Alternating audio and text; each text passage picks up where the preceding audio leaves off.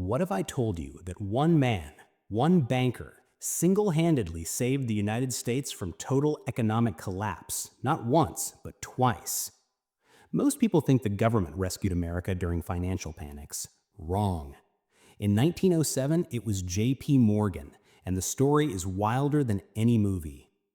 By the end of this video, you'll know exactly how he controlled billions, stopped a nationwide panic, and made history, and why most Americans don't even know his name. In 1907, the U.S. economy was on the brink. Banks were failing. Stock prices were plummeting. People were running to withdraw their savings. And the government? They were powerless. There was no Federal Reserve yet. So how did one man, sitting in his office on Wall Street, convince the nation's richest bankers to pour billions into failing institutions and stop the panic? In this video, we'll cover the Panic of 1907 and why the system was broken, how Morgan became the unlikely savior of the U.S. economy, the lessons entrepreneurs and investors can still use today. By the end, you'll see exactly why J.P. Morgan wasn't just a banker. He was the financial superhero America didn't know it needed. Picture New York in October 1907. People were losing trust in banks, and rumors spread faster than money could move. It started with a single bank, the Knickerbocker Trust Company. Poor management, risky loans, and when depositors got scared, they ran for the exits. Banks are like dominoes. One falls, and suddenly the whole system teeters. Within days, panic spread across the country. Stock markets plunged 50% in some sectors. Businesses couldn't borrow. Factories stopped. Panic became contagious. And here's the twist. The U.S. government had no Federal Reserve, no central bank to inject liquidity. No one had a plan B. So how did one man, sitting in his office on Wall Street, convince the nation's richest bankers to pour billions into failing institutions and stop the panic?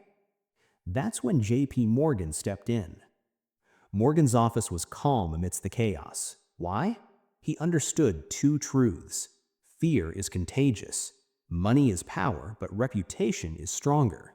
Morgan summoned the nation's top bankers. He didn't lecture them. He told them straight. Either we stabilize the banks together, or the entire system collapses, and everyone loses. Here's where the story gets cinematic. Morgan personally vetted each bank's balance sheet, deciding who was trustworthy. Then he made the calls. Hundreds of millions of dollars, billions in today's terms, were pooled into failing institutions. Banks that were about to collapse suddenly had liquidity. Depositors stopped panicking. Factories reopened. By November, the panic was over, all thanks to one man orchestrating billions like a maestro conducting a symphony. And Morgan didn't stop there. He even used his personal fortune to rescue his rivals' companies, knowing that a failure anywhere would drag everyone down.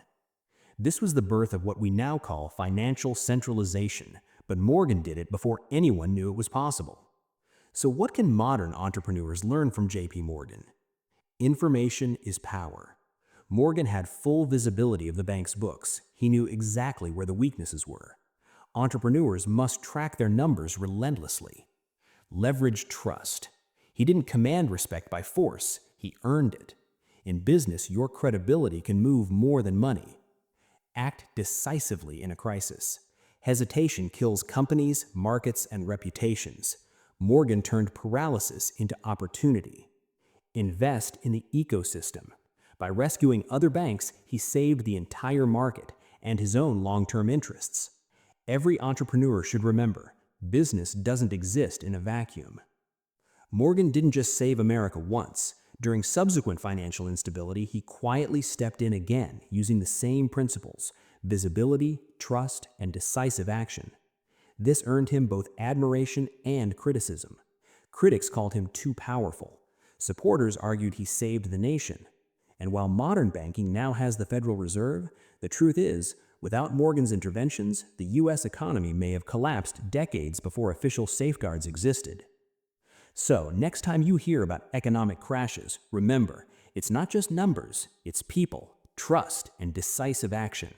J.P. Morgan didn't just move money, he moved markets with strategy, psychology, and courage.